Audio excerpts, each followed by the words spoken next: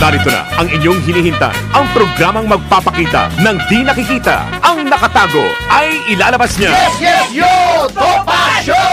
Programang maraming ilalantad na mga sorpresa. Yes, yo! Topacio!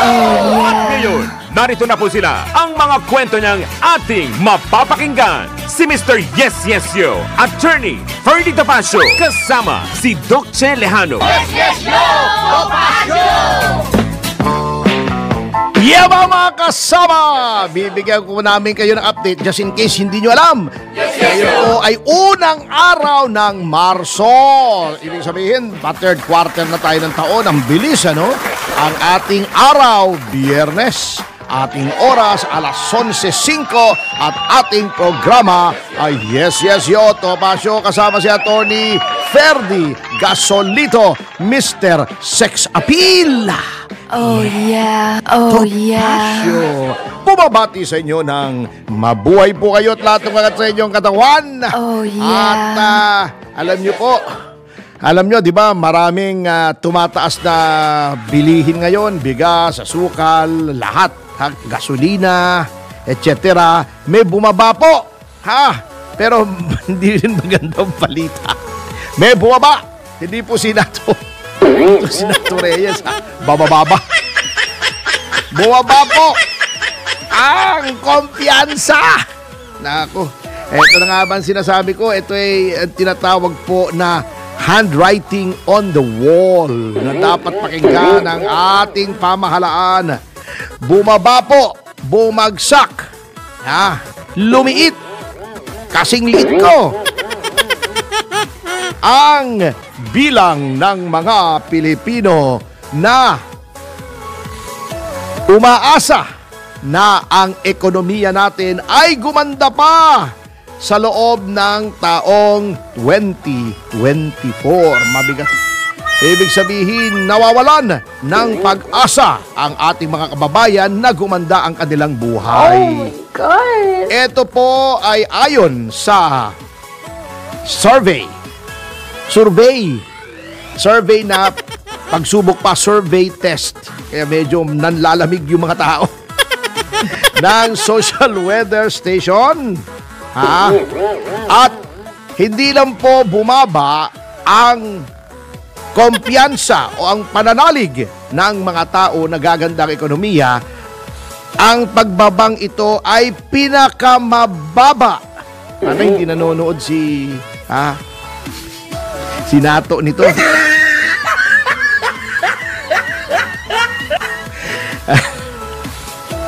At si Alvi Tangkol, medyo magalit sila. Ibigan natin yun si Alvi Tangkol pa naman. Ito ang pinaka mababa mula noong pandemic. Yung pandemic talagang bababa ang kumpiyansa mo. May dahilan po kasi Kaya noong panahon ng pandemya ay mababa ang kumpiyansa ng mga tao sa ekonomiya. Paano ba naman hindi bababa o babagsak? Baka sinasabi ni Nato, sinasadya natin bababa ng bababa. Bababa, bababa. Bababa, bababa. Paano hindi naman bababa ang kumpiyansa mo noong pandemya? Di ka makalabas ng bahay, sarado opisina mo, sarado ang mall, sarado sinihan. Ang bukas lang ay grocery. Walang bumabiyahe, walang pumapasada. Diba?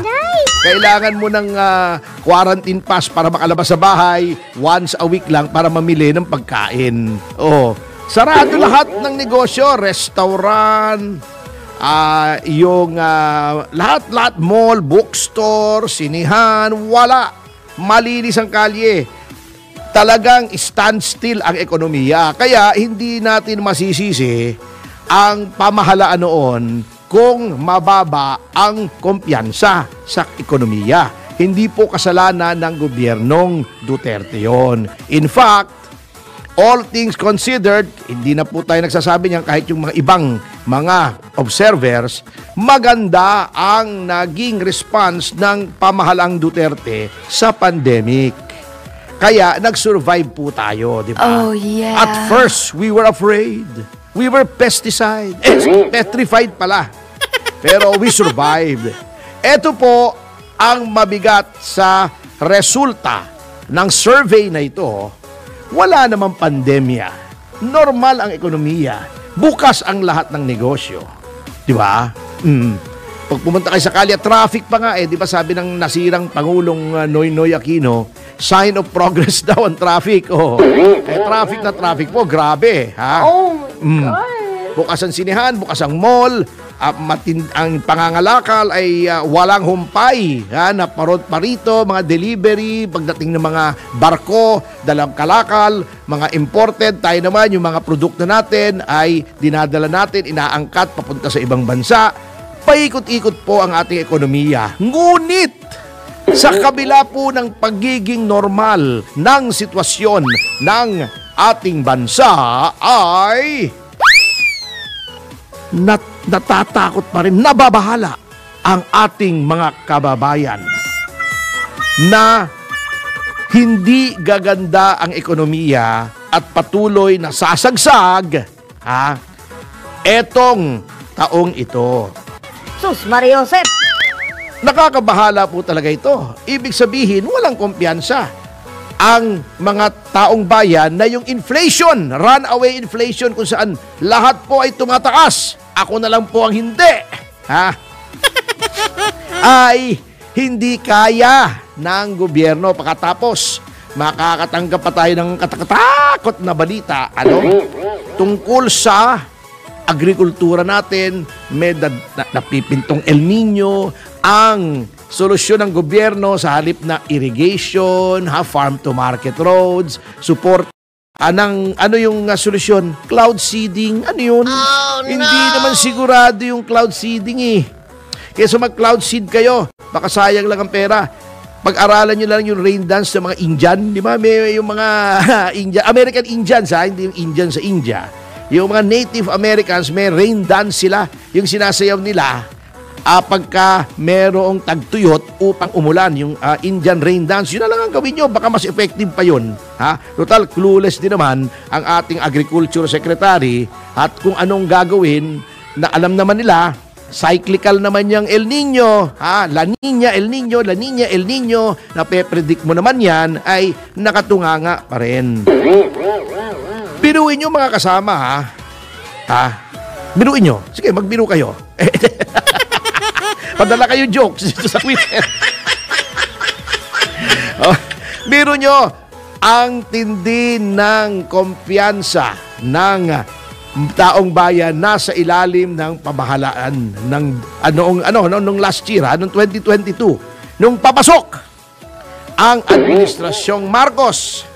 Ang laki ng kumpiyansa ng mga taong bayan. 56% noong time ng Hunyo 2022 ang naniniwalang sa ilalim ni Pangulong Marcos ay gaganda ang ekonomiya. Oh yeah. Ngunit, 2 years after, nang hindi natupad yung 20 pesos kada kilo ng bigas, tumaas ang gulay, tumaas lahat. Mahal ang mga bilihin. Alam niyo, nagpabili ako ng munggo kahapon para sa ginisang munggo. Masarap yun pag may daing Ang mahal ng munggo. Anak ng pating. Sasakit na nga yung rayuma ko, gumastos pa ako. Hindi baling sasakit yung rayuma ko. Hindi ko masyadong gumastos Anong nangyari? May polio na lang. Anyway, biro nyo, ngayon, less than a majority. Ang majority po kasi is 50% plus 1, 40% na lamang ng mga Pilipino ang may pananalig na gaganda ang ekonomiya itong 2024. And 9 months to go pa. Give up na sila. Sabi nila, wala na yan. Kabuti na yung ekonomiya natin. Bakit? 40% na lang, ibig sabihin 60% na nagsasabing walang kwenta na ang ekonomiya, patuloy na maghihirap ang mga Pilipino. Siguro, wala silang nakikitang ginagawa ng gobyerno. And by government, I do not mean just si Pangulong Marcos na isa lamang namang sangay ng pamahalaan ang kanyang pinamumunuhan. etong ekutibo, palagay ko, dismayado rin ang ating mga kababayan sa lehislatura. Sa hudikatura, hindi naman talaga nagpapatakbo ng gobyerno yan eh. Ang role po na ginagampanan, ang katungkulan na ginagampanan ng hudikatura ay kapag may kaso between two private interests, sasabihin niya kung sinong mananaig na karapatan, or kung may question tungkol sa mga kinikilos o ginagawa ng either the executive or the legislature, pwede kayong dumulog sa hudikatura at sabihin, itanong, ito po ba ay kalabisan na? Ito po ba ay labag sa konstitusyon? Yun po ang role ng judiciary. Huwag po tayong umasa na may kinalaman ang judiciary sa day-to-day na pagpapatakbo ng pamahalaan.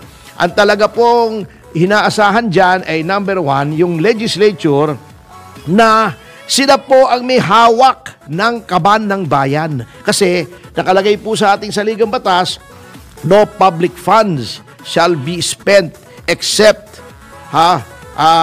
by an appropriation made by Congress. Ibig sabihin, yung salapi po ng bayan na galing po sa ating mga buwis, hindi po pwedeng ilabas yan kung walang batas na nagpapahintulot na yan ay gastusin. Siguro, nakikita ng mga taong bayan na sa halip na gastusin ang salapayan para sa mga bagay kung paano gagandang ekonomiya, katulad ng infrastruktura, suporta sa agrikultura, di ba, turismo, yan ang mga bagay, pagpapatibay sa manufacturing sector, yan ang may value added po sa isang bansa. Yan ang nagpapataas ng GDP or gross domestic product, saan ginagastos ang pera ng bayan. Oh, yeah. Alam naman natin, People's Initiative, bumili ng mga relief goods na may muka ni Speaker Romualdez. Bakit naman gagastosan natin na magkaroon yung sako ng bigas ng muka ni Speaker Romualdez? Di naman niya pera yan eh. Pero lahat ng relief goods may muka. Pambihira. Ba't hindi na lang siya maglagay ng billboard sa EDSA? Lahat ng billboard sa EDSA, kunin na niya, lagay niya mukha niya.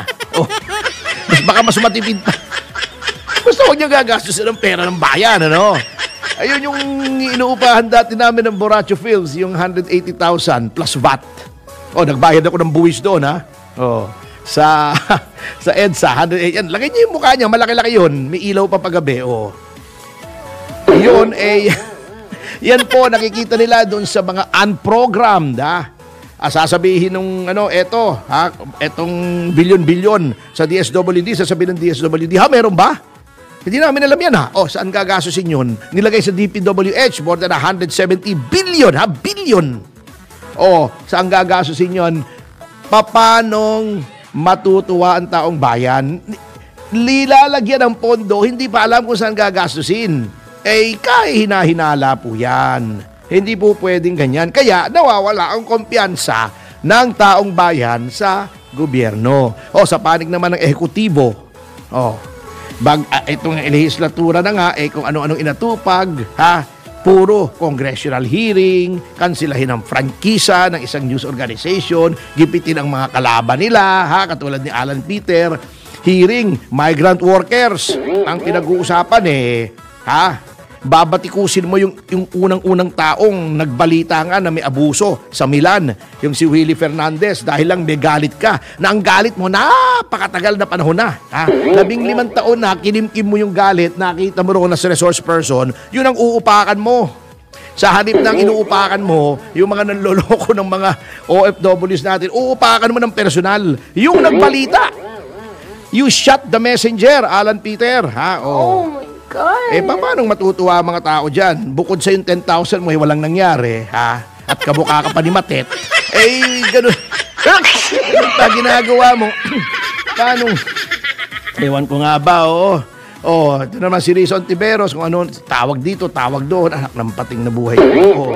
Bago, yun namang ehekutibo, yung chief executive natin, yung mga biyahe ng biyahe, wala naman.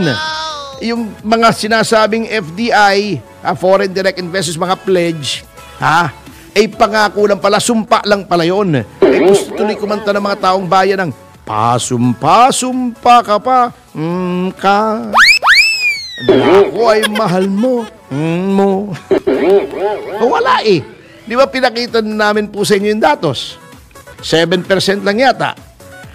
Sa dinami-dami ng nangako ay 7% lang ang pumasok. O anong pang ginawa? Maharlika Fund. Sovereign Investment Fund daw yun. Na napakaliit naman. Anong nangyari? Hindi naman pala ininvest sa kung saan-saan na para ma-diversify yung risk katulad ng ginagawa ng ibang sovereign funds. Saan ininvest? Sa kontrata. Bakit? Dahil karamihan ng miyembro ng mababang kapulungan ay mga kontratista. Ayos din kayo Bago tinanggalan nyo ng pondo yung mga sundalo, yung pensyon ng mga sundalo para gamitin nyo sa kanya-kanya yung proyektong pagpapapogi.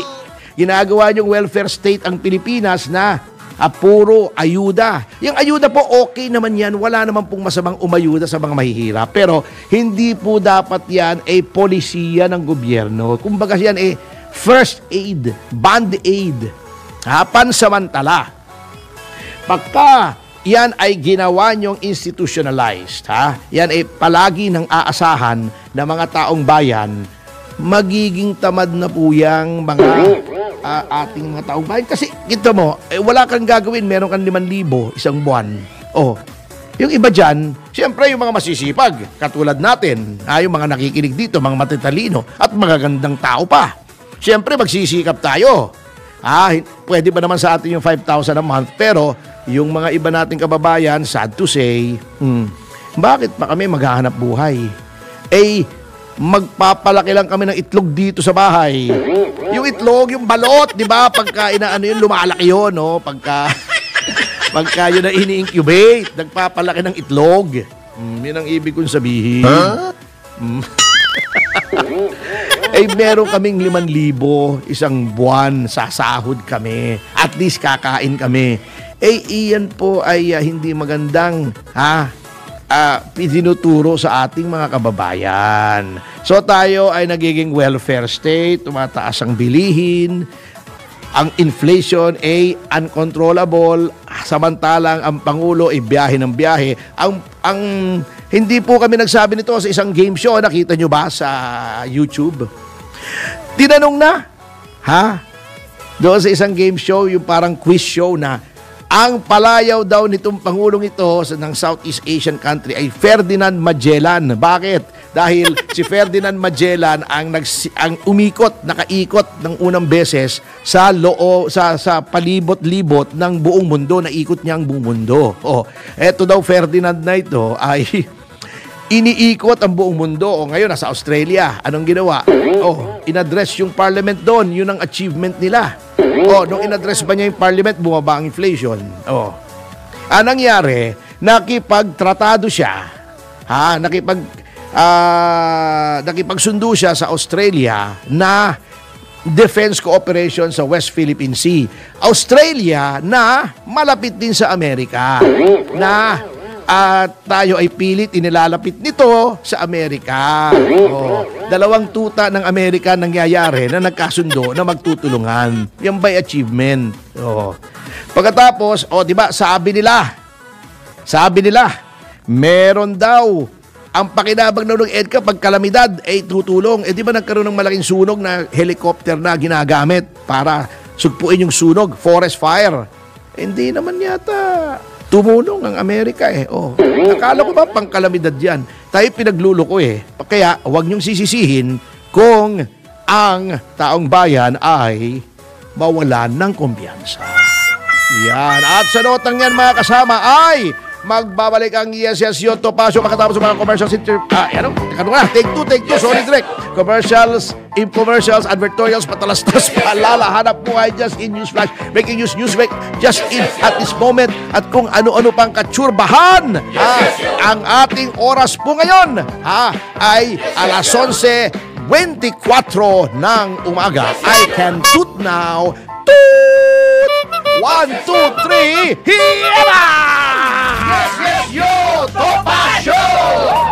Yes, yes, yo, Topa Show! Si Mr. Yes Yes Yo, Attorney Ferdy Topacio, kasama si Doc Che Lejano. Yes, yes, yo, Topa Show! Yeah, mga kasama! Nagbabalik ang Yes, Yes, Yo, Topacio. Oras natin alas 11:31. Again, ako po, Attorney Ferdy Gasolito, Mr. Sex Appeal Topacio. Ang iksi ng balita, Ang iksi na ng balita tungkol pa sa buntisan. Ano ba yan? Bakit dumadami ang teenage pregnancies, Kayong mga bata kayo, siguro, gumawa kayo ng ibang hobby.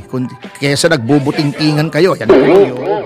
10% ang tinaas, Grabe yun, ang laki nun, Ang daming, ang hirap pagka teenage pregnancy, sira yung buhay noong nanay. Siyempre, kung nag-aaral yan, titigil mag-aaral yan. Siyempre, unang-una mahihiya yung pangalawa. Kapag nanganak yan, aalagaan mo yung anak, lalo na kung wala namang ibang mag-aalaga, etc. Nag-iiba yung buhay. So, ingat po tayo. Maghunos dili po tayo sa ating mga pinagagawa sa isa't isa. Anyway, mamaya po may maganda tayong tatalakayin. Pero sa ngayon po ay medyo mag-gym paredes muna tayo sa ating bahagi na Pinagmagato.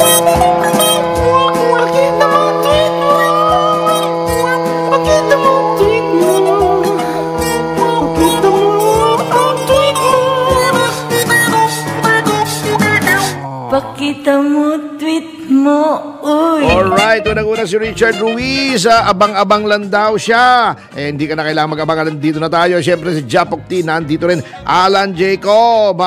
Si Byron. My Pecker. Tick Walls. Geraldine. Johnny Art. 34 Artist. Wency De La Cruz. Si Class Amix. Yeba, sabi ni Fern.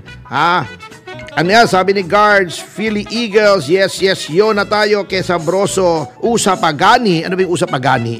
Hindi ba bastos yun? Hindi naman, Isa pa yata yun, Usapagani, sabi ni Yas, yun daw yun At ang mga hindi mababanggit, siyempre, sina Jerry Day, Rose Pablo, Ella, Doms Apuyan, Rafi Asis, Ilocano, Tagabarrio, Winona, anime lover, Emerald, Jackie Carrington, Kulas Senior, Scorpio, Bojoloni, Ricky David, at ang mga huling hindi mababanggit na napakarami po nito, 72 ito.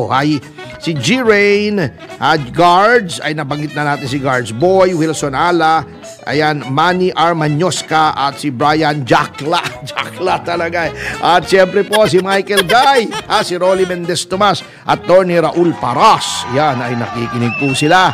William Gatchalian, Attorney Joey, Lomanggaya, Louie and Nats Gamboa. Magkikita tayo. Dennis Arce, ating talent coordinator, ang ating bagong discovery. Si Jesse Vidal na i-guest po natin itong Lunes na ito dito sa ating radio show. At Lunes o Martes siguro kung kailan maganda yung timing.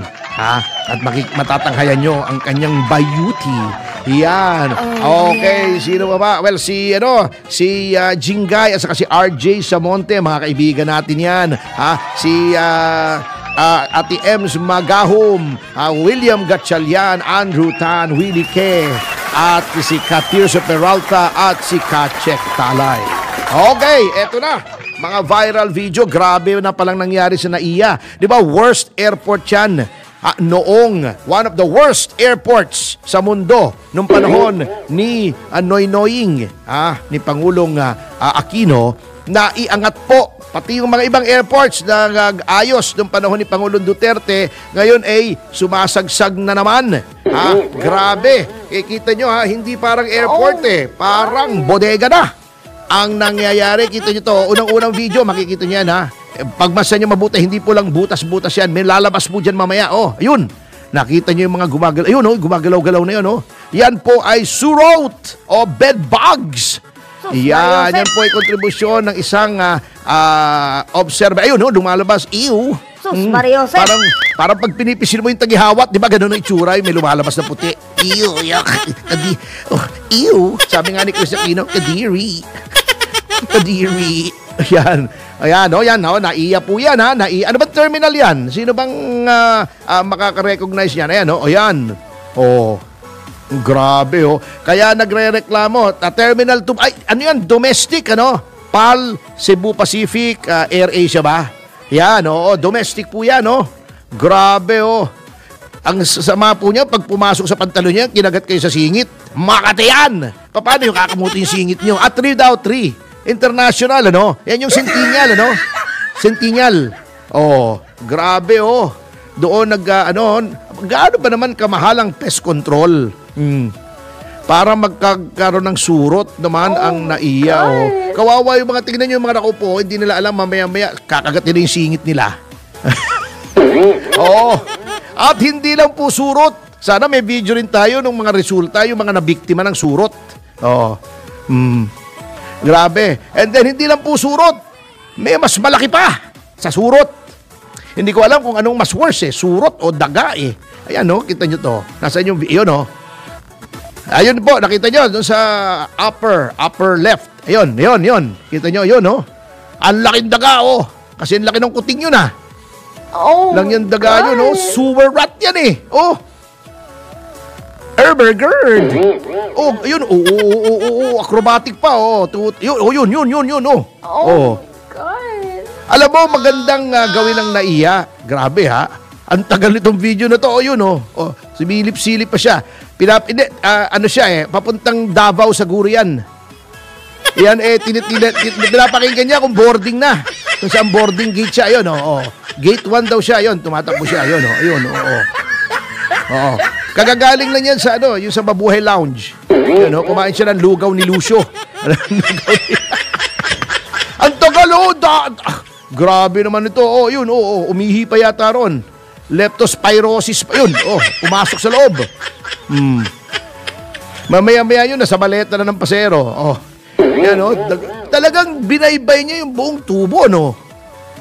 Hindi, alam mo, mahina din yung mga taga-NAIA. Alam mo kung ako yung manager, para mabilis na solusyonan yan, magpapakawala ako ng maraming pusa doon. Oo, di ba?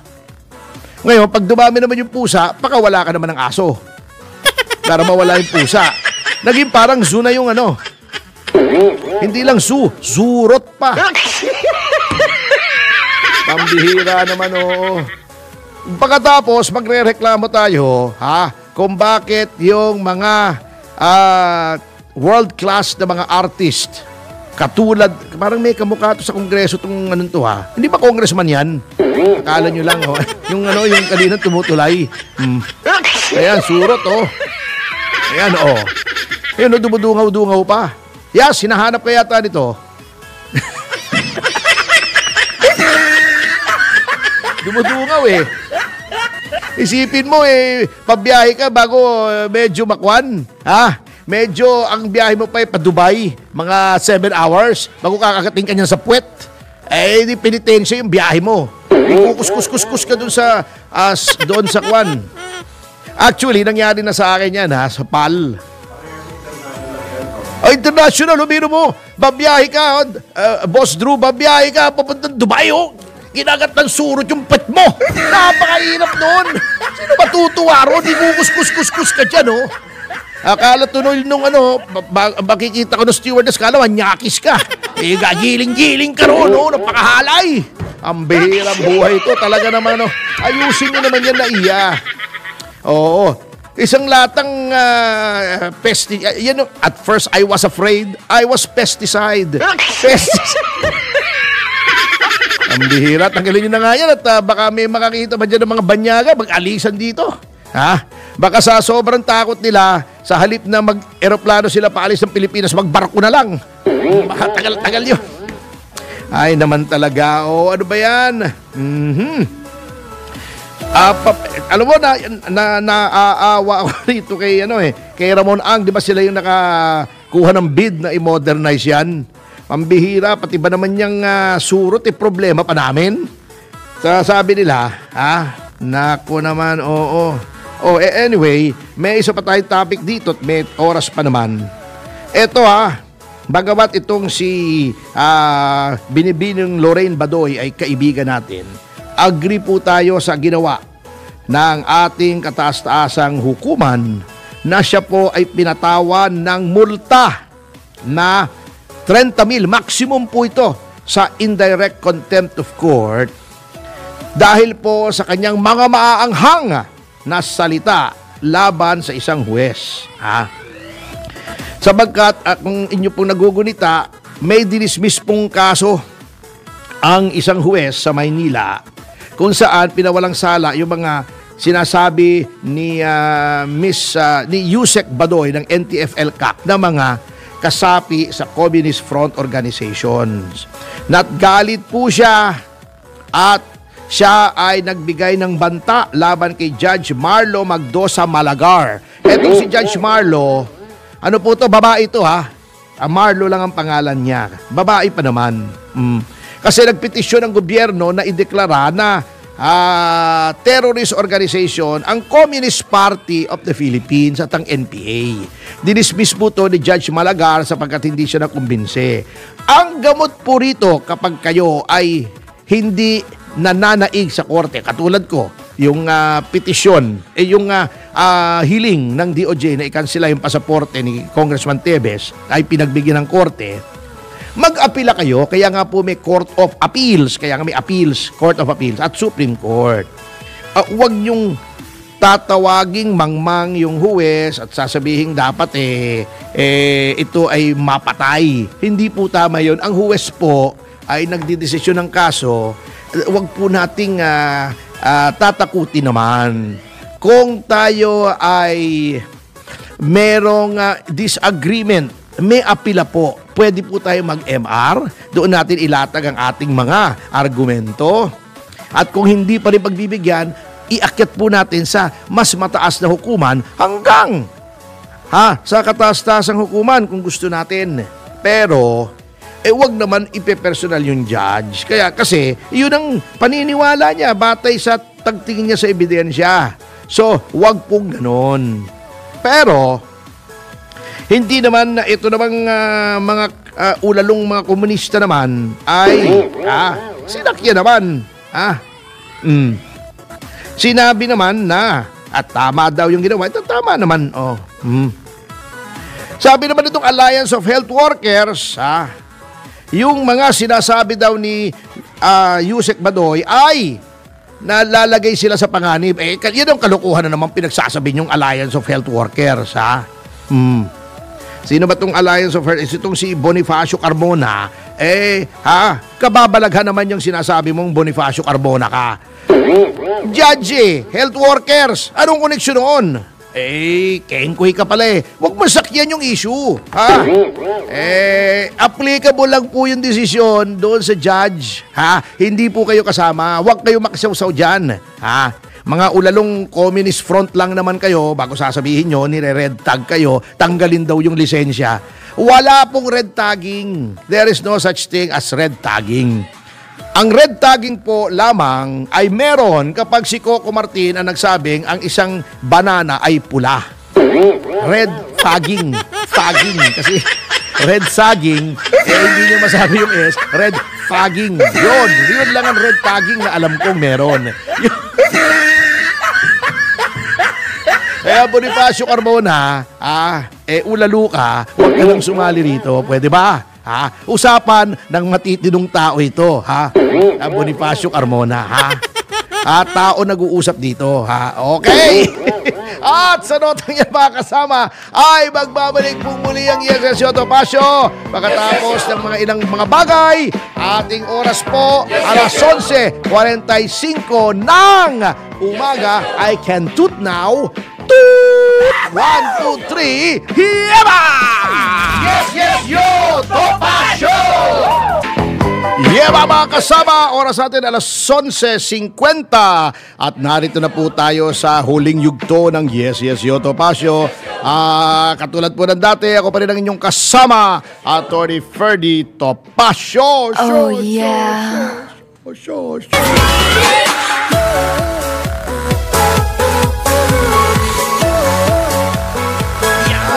Etong si Kuano, ang bihira ng ito, naiiling na lang ako dito sa mga pinagagagawa nitong taong ito, no? Itong to si Pura Luca Vega.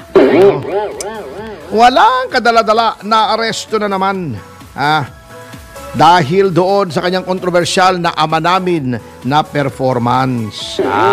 Ito ay dahil sa reklamo ng 3 counts ng paglabag ng Artikulo 201 ng Revised Penal Code o Kodigo Penal Revisado. Yan. At ito ay sa reklamo naman ng 3 simbahan na napasa sa ilalim ng umbrella ng Philippines for Jesus Movement. At ang piyansa, mulaki. 360,000. Wow! Oo. Para sa kaalaman ng iba, ang 201, Article 201 po ng Revised Penal Code ay nagpaparusa sa mga doktrinang immoral, mga maglalaswang mga halain at mga mahahalay na mga palatuntunan. Ayan. So ang kahalayan nito hindi lamang doon sa mga naghuhubad o yung mga live sex show, kundi yung mga nakaka-offend. Alam nyo, ito ang hindi ko maintindihan sa mga taong ito. Unang-una, sinasabi nila freedom of expression. Pwede namin bastusin ang relihiyon ng kahit sino. Teka muna.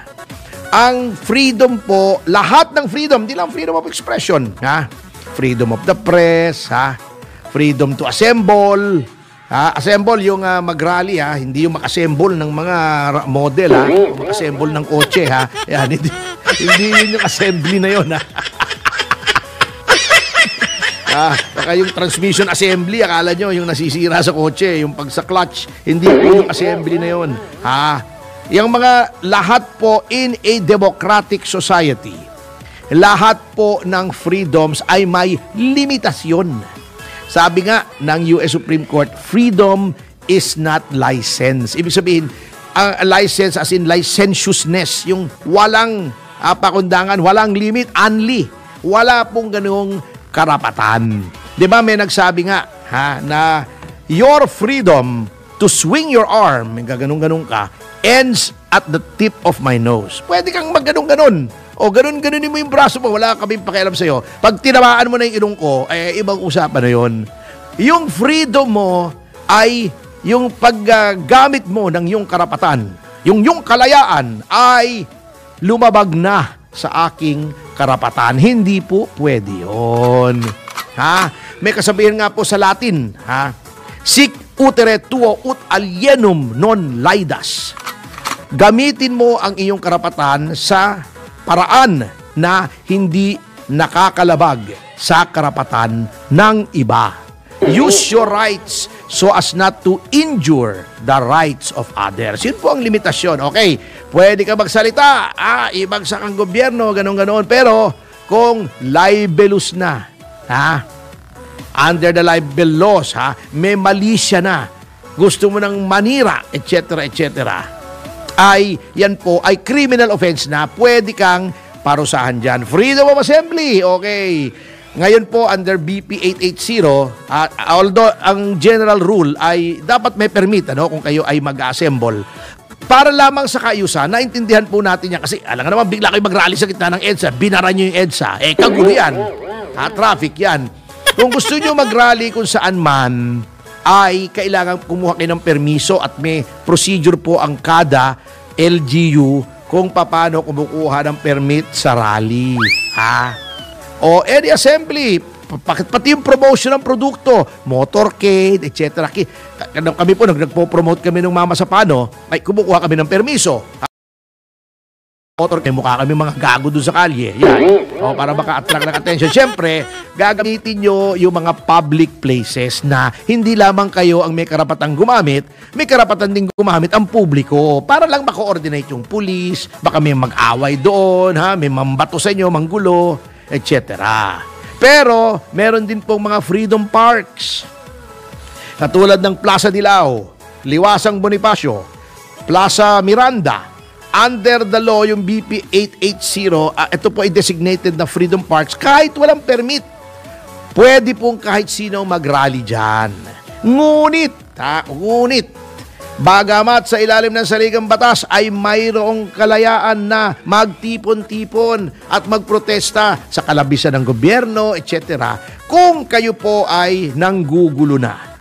Kung kayo ay nang-iistorbo na, maingay kayo, kayo ay nagkakalat na roon, nagsusunog na kayo ng gulong doon o ng FPG, maaaring masunog yung mga karatig na mga gusali roon o nang haharang na kayo ng kalye, nang haharas na kayo ng motorista, hindi na po pwede yun, hindi na po kayong papayagan, i-disperse na kayo ng pulis kapagkat yung paggamit nyo ng karapatan na mag-rally ay nakakalabag na po sa karapatan ng ibang tao na gamitin yung kalye, huwag magulo, hindi masira yung kanilang mga ari-arian, etc.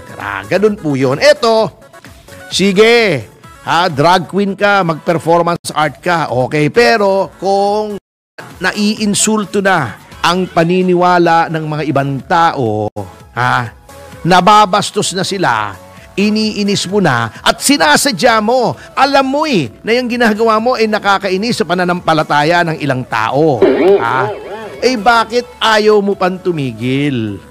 Eto nga yung hamon ng iba, natatawa ako sabi nila, sige, ama namin ka, sige, ang hamakin mo, ang propetang Mohammed. Sige, kung talagang matapang ka, freedom of expression, hamakin mo. Tingnan natin kung saan ka. May kalalagyan ka, pura Luca Vega. Hindi na kailangang magdemanda yan, yung mga kaibigan nating mga Muslim. Hindi na magdidemanda yan, magtagu-tagu ka na. Matapang ka lang dahil alam mo, mas tolerant yung mga Kristiyano.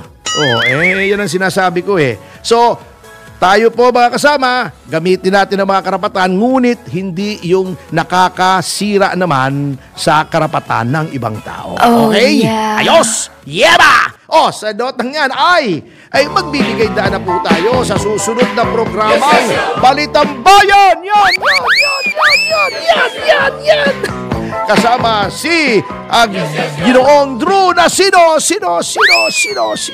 At bago po tayo magpaalam ay magbigay-pugay po tayo sa mga taong nasa likuran ng tagumpay ng Yes Yes Yo Topacio. Umpisa na natin kay News Director Judith Estrada Larino. Desk Editor si kasamang Drew na sino. Tech Engineers, Engineer Chelo Pingol, Wenner Contehino, Jerilyn Dick Hermoso, Ken Sale, Jem Barbon, Giljon Reyes, at Jover Kahanding. Broadcast IT natin si Don Higante, Teleprompter Operator Neil Joy Abelia, Writer Maze Alinio Dayon, Raisa Dadia, at Katrina Gonzalez, Communications Assistant Yasmin Pantaleon, Eliza Quevedo, at Jessa Barameda. At siyempre, huwag nilimutin ang ating mga interns, si Ira Ortega at si Marie Garcia. Okay, eto po siya, Ferdy Casunito, Mr. Sexapil Tomasio, nag-iiwan po sa inyo ng mga kataka. Hanggang sa Lunes po, ay eto mga katakan to ay susupil sa inyong pagnanasa, kikitil sa inyong kasalanan, at titimo sa inyong kaisipan na huwag makiki